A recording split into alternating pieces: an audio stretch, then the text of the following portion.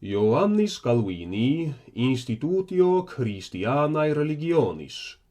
Liber primus, de cognitione Dei creatoris. Caput primum, Dei notitiam et nostri res esse conjunctas, et quomodo inter seco haereant. Tot afere sapientiae nostrae summa, quae vera demum ac solida sapientia quien seri debeat, duabus partibus constat, Dei cognitione et nostri. Ceterum cum multis inter se vinculis connexae sint, utra tamen alteram praecedat et exe pariat, non faciles discernere. Nam primo se nemo aspicere potest, quina Dei in quo vivit et moetur, intuitum sensu suos protinus convertat, quia minime obscuno est, dotes quibus pollemus, ne quaquam a nobis esse. Immo ne id quid ipsum quod sumus, aliud esse cum in uno Deo subsistentiam. Deinde ab his bonis, quae guttatim e caelo ad nos stillant, tanquam a rivulis ad fontem deducimur. Iam vero ex nostra tenuitate melius apparet illa qua in Deo residet bonorum infinitas. Praesertim miserabilis haec ruina, in quam nos dejecit primi hominis defectio, sursum oculos cogit ad tollere. Non modut inde iuni et famelici petamus quod nobis dest, sed metu experge facti humilitatem discamus. Nam ut in homine reperitur, quidam miseriarum omnium mundus, ac ex quo spoliati sumus divino ornatu, pudenda nuditas immensam probrorum congeriam detegit, propriae infelicitatis conscientia, unum quemque pungi neces est, ut in aliquam saltem Dei notitiam veniat. Ita ex ignorantiae, vanitatis, inopiae, infirmitatis, pravitatis denique et corruptionis propriae sensu, recognoscimus non alibi cum in Domino sit esse vera sapientiae lucem, solidam virtutem, bonorum omnium perfectam affluentiam, justitiae puritatem, ad qua Deo malis nostris ad consideranda Dei bona excitamur, necant ad illum serio aspirare possumus, quam coiterimus nobis ipsis displicere. Quis enim hominum non libenter in se requiescat? Quis etiam non requiescit, quam Dius ibi est incognitus, hoc est suis dotibus est contentus, et inscius suae miseriae vel immemor? Proinde, unus quisque sui agnitione non tantum instigatur ad quaerendum Deum, sed etiam ad reperiendum quasi manu ducitur. Rursum, hominem in puram sui notitiam nonquam pervenire constat, nisi prius Dei faciem sit contemplatus, atque ex illius intuite ad se ipsum inspiciendum descendat.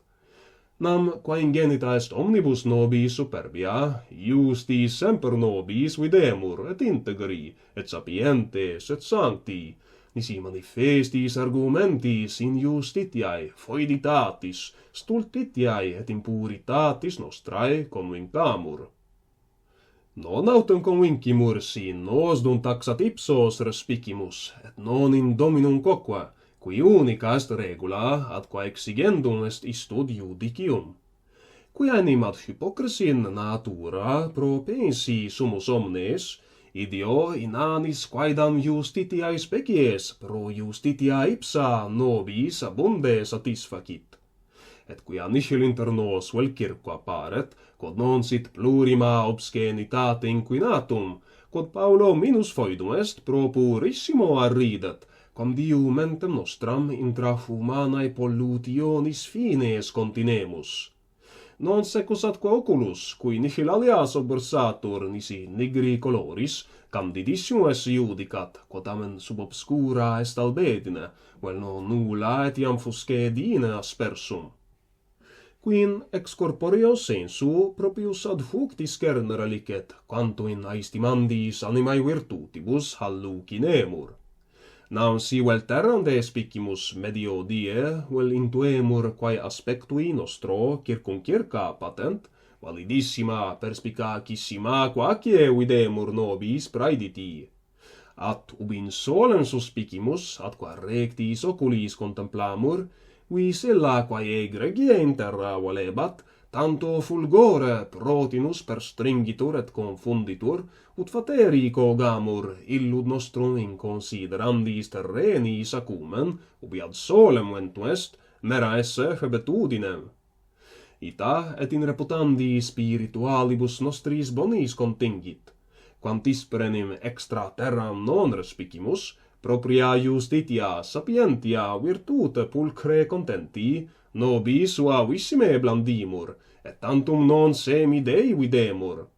At si semelcoi perimus cogitationem in Deum erigere, et expendere qualis sit, et quam exacta justitiae sapientiae virtutis eius perfectio, ad cuius amossim conformari nos opportet, quod antiae nobis falso justitiae praetextu arridebat, pro summa iniquitate mox sordescet, quod mirifice imponebat sapientiae titulo, pro extrema stultitia foitebit, quod virtutis faciem praese ferebat, miserrima impotentia esse arguetur, adio divinae puritati mal respondet quod videtur in nobis vel absolutissimum.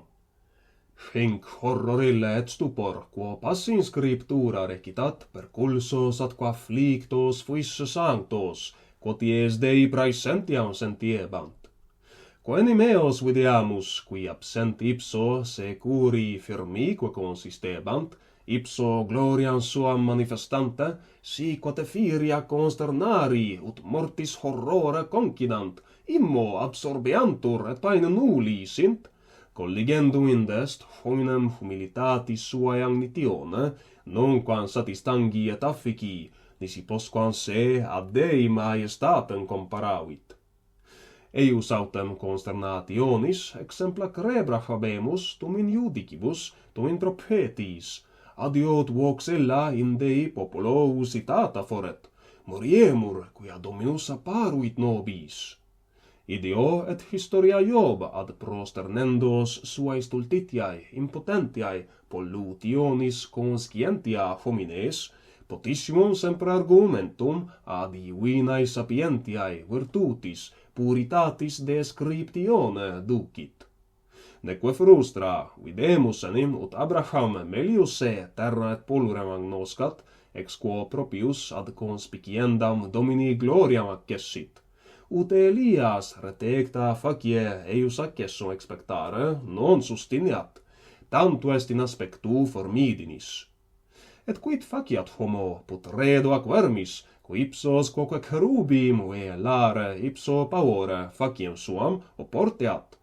Fox cilicet est quod dicit prophetae Esaias, erubescet sol et confundetur luna, cum Dominus exercitum regnavurit. Hoc est ubi claritatem suam extulerit, ac propius ad moverit, lucidissimum quodque praella tenebris obscurabitur.